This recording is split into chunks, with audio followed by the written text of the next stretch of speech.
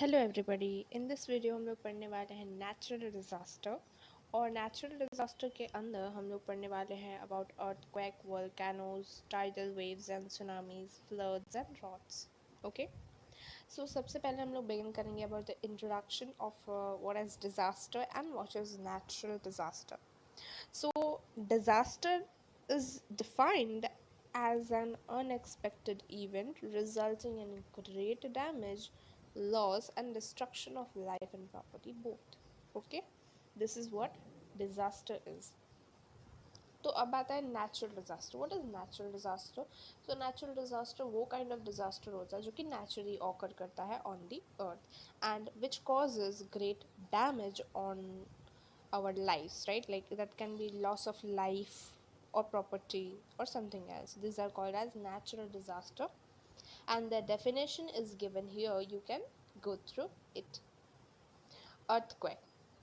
So here we are going to read about various kind of natural disaster. First one is earthquake. So when जब हम लोग देखते हैं कि अर्थ का सरफेस का कोई भी एक पार्ट मूव करता है, अर्थ सरफेस का कोई भी एक अर्थ का पार्ट जो है अर्थ सरफेस का मूव करता है, that sudden movement of the part is called as earthquake. Okay, the sudden movement of a part of the earth's surface is called earthquake, and these movements are caused by shifting of layers of rock deep under the earth's crust. जो actual point जहाँ पे earthquake start होता है, जो actual point में earthquake start होता है, begin होता है, उसे हम लोग कहते हैं फोकस. एंड उसके जस्ट अबव में एक पार्ट होता है, उसे हम लोग कहते हैं epicentre. Okay, the maximum effect of the earthquake is felt at the epicenter and effect reduces as we move away from the epicenter. Okay, so after the earthquake what happens, you know, right? Earthquake के बाद क्या होता है? We used to see that destructions of buildings, trees, roads and vehicles. We used to observe those all these things. Then second, we also used to see huge loss of life of humans and animals both. And और एक होता है कि spread हो जाता है, disease बहुत ही तेज़ी से फैलने लग जाते हैं, different kinds of, right? Now next we are seeing that measuring earthquakes and their effects, right? So the effects of earth depend on the force which they occur. Some earthquakes are so weak that they just shake materials. कुछ earthquake जो होते हैं वो बहुत ही इतने week होते हैं कि बस कुछ मटेरियल्स हिलते हैं उससे, उसके आने से. कुछ earthquake होते हैं जिससे क्या होता है कि मतलब पूरा बिल्डिंग ही गिर जाता है, लाइक बहुत ही न्यूमरस ऑफ डेथ्स हो जाते हैं of people, right? Now, so the intensity and duration of the earth can be measured using an instrument which is called as seismography. So seismography एक ऐसा डिवाइस है, एक ऐसा इंस्ट्रूमेंट है एक्चुअल में, जो कि इंटेंसिटी और ड्यूरेशन को मेजर करता है of earthquake. Richter scale is a standard scale which is used to find out the magnitude of the earthquakes on a scale of 1 to 10. 1 to 10 तक उसका स्केल होता है और उससे उस रिच्टर स्केल से हम लोग एक्चुअल में फाइंड क्या करते हैं? It is actually the standard scale जिससे हम लोग फाइंड आउट करते हैं मैग्नीट्यूड कि कितने स्पीड में अर्थ क्वेक आया था, ठीक है, एंड कितने टाइम और कितने इंटेंसिटी से अर्थ क्वेक आया था. अगर वो हम लोग को मेजर करना हो तो use seismography. And if you don't know what is magnitude, so magnitude is a relative size or extent. Okay, Zhang Heng of China Han Dynasty, यानी कि चाइना हान डायनेस्टी के एक हांग हैंग है, उन्होंने सबसे पहली बार, वो एक ऐसे पर्सन है जिन्होंने सबसे पहली बार एक इंस्ट्रूमेंट बनाया था जिससे अर्थक्वेक जो है वो डिटेक्ट किया गया था. Now volcanoes. सो वॉल्केनोज में क्या है कि you will see that to the core of the earth it is made up of a molten rock. जो कोर होता है अर्थ का, मैंने बताया था, वो बना होता है मॉल्टन रॉक से, जिसे हम लोग कहते हैं मैग्मा. ओके, एक क्रैक और एक वेंट, या फिर वेंट कह सकते हैं, क्रैक या फिर वेंट काइंड ऑफ कुछ दिखता है अर्थ के सरफेस पे, वो अलाउ करता है मैग्मा को, that it allows the hot magma from below the surface to come out, and that is only called as volcano. ठीक है,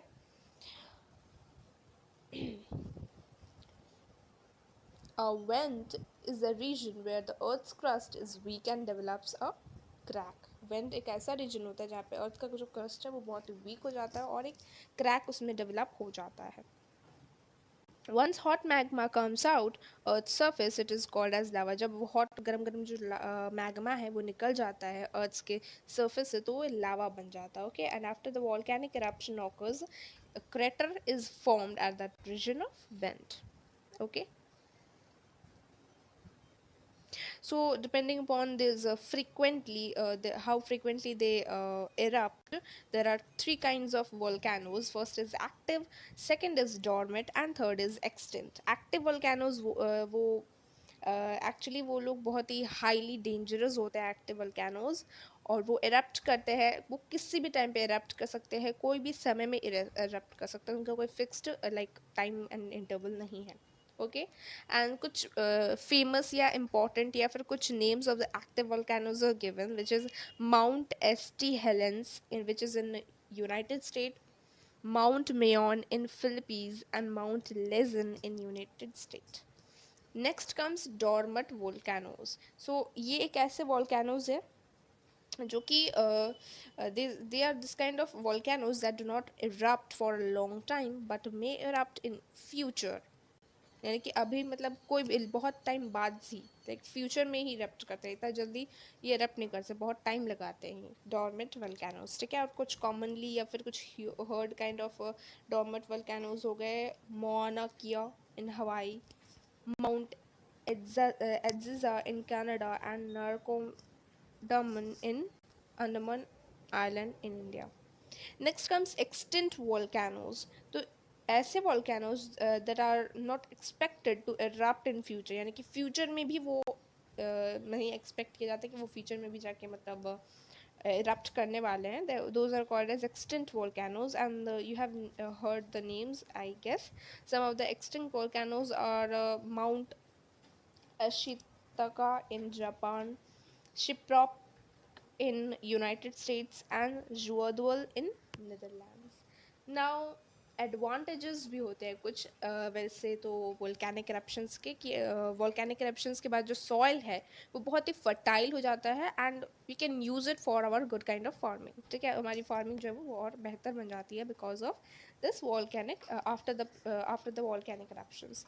एंड सेकेंड क्या होता है कि कुछ वोल्केनिक लोकेशंस होते हैं वहाँ पे हम लोग यूज़ कर सकते हैं उस जगह को for generating geothermal energy. Okay, now a region in Pacific Ocean that contain of 452 volcanoes is called as a ring of fire. तो जो जगह पे पैसिफिक ओशन के जिस रीजन में जिस जगह पे 452 volcanoes present है that is known as the ring of fire. Okay, and geothermal energy का मतलब होता है जो एनर्जी हम लोग अर्थ से लेते हैं, the energy which is obtain from the earth is known as geothermal energy. Now tidal waves and tsunamis. So tidal tides. Tides are the cyclic rise and fall of sea level caused due to the gravitational pull of the sun and the moon. At times, the waves on the sea are high, sometimes they are low. यानी कि कुछ time में waves जो होते हैं सी में जो बहुत ही हाई हो जाते हैं और कभी कभार वो बहुत ही लो हो जाते हैं. टाइड्स जो है ये मैक्सिमम हाइट्स तब रीच करता है व्हेन द सन मून और अर्थ जो है एक स्ट्रेट लाइन में हो. ठीक है, तभी टाइड्स जो मैक्सिमम हाइट तक पहुंच पाता है. And now rise of large amount of water in form of huge waves from the ocean due to underwater earthquakes, volcanic eruptions, etc. is called as tsunami. ठीक है, and when there is a disturbance in the layer of the rocks in the earth's crust under water bodies, a large amount of energy is released which leads to the formation of huge waves. Okay, this is what actually is tidal waves and tsunamis. The picture of tidal waves is given. I have given here. You can go through it.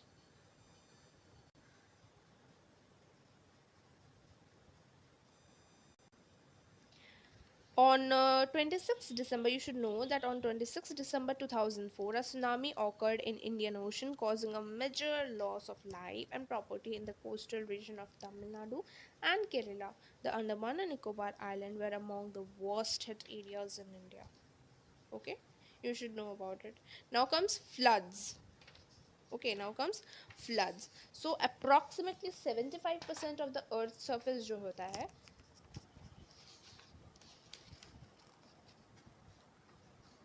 वो water से covered होता है, and जब ये water bodies जैसे कि oceans में हो गए, रिवर्स, लेक्स एंड पॉन्ड्स में, जब ये वाटर बॉडीज एक्सेस यानी कि ज़्यादा अमाउंट के इनमें ज़्यादा अमाउंट के पानी आ जाए, यानी कि ज़्यादा पानी आ जाए, एक्सेस वाटर अगर उसमें आ जाए, तो एक ओवरफ्लो लीड कर देता है, that is called as flood. तो फ्लड क्या होता है? बाढ़ होता है, यानी कि ज़रूरत से ज़्यादा पानी अगर किसी जगह पे बढ़ जाता है, जैसे कि रिवर्स, ओशंस में, किसी भी जगह पे अगर ज़रूरत से ज़्यादा पानी आ जाए, ठीक है, so it causes flood.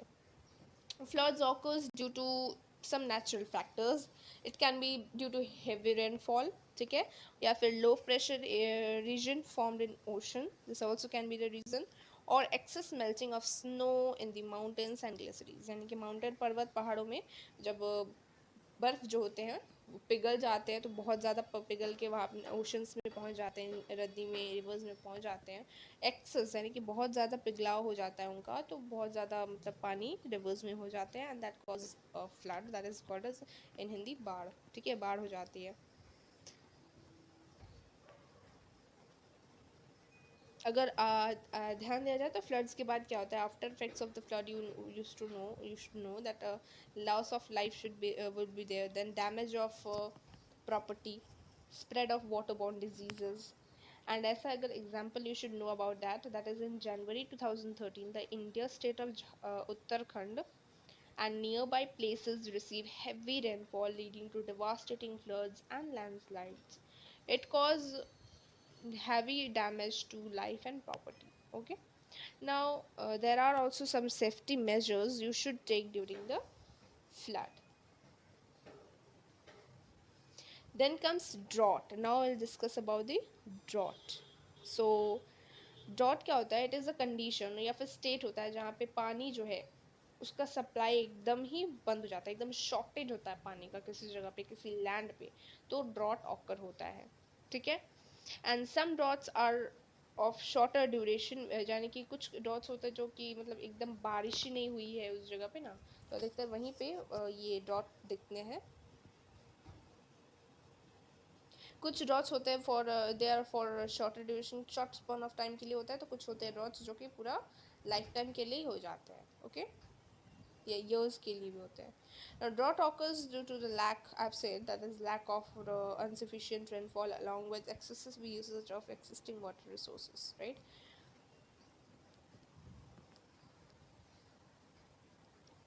और इसका क्या इफेक्ट पड़ता है? सो ड्रॉट के बहुत ही ख़राब इफेक्ट्स होते हैं। पहला तो ये डिस्ट्रक्शन ऑफ क्रॉप्स हो गया, then malnutrition and death of humans and animals, of course it will also be there, because drought हो जाने पे ज़मीन सूखी हो जाती है, एकदम क्रैक लग जाता है, तो वहाँ पे क्रॉपिंग वगैरह हम लोग नहीं उगा सकते, फार्मिंग नहीं किया जा सकता है, राइट।